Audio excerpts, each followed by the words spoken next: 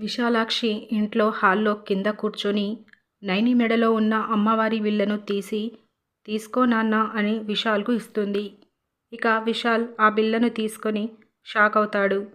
ఇది నీకెక్కడిది అని విశాలాక్షితో అంటాడు. ఇది వదిన మెడలో ఉండేది కదా అని విక్రాంత్ ఆశ్చర్యపడుతూ అంటాడు.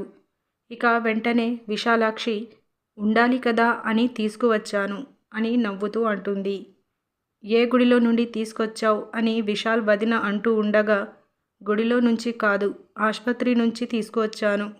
ప్రమాదం జరిగాక నైని అమ్మ మెడలో ఉన్న ఈ అమ్మవారి బిల్ల అమ్మ మెడలో అంటిపెట్టుకునే ఉంది కానీ అని విశాలాక్షి అంటూ, ఆ తర్వాత రోజు మెడలో ఉన్న ఈ దారం తెగిపోయింది అని విశాలాక్షి నవ్వుతూ అంటుంది.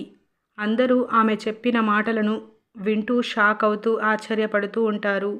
ఇలా మనకి చూపిస్తారు. ఇదండి ఇవాల్టి అప్డేట్స్. ఇలాంటి డైలీ అప్డేట్స్ కోసం మన ఛానల్ని సబ్స్క్రైబ్ చేసుకోండి. Thank you so much for watching.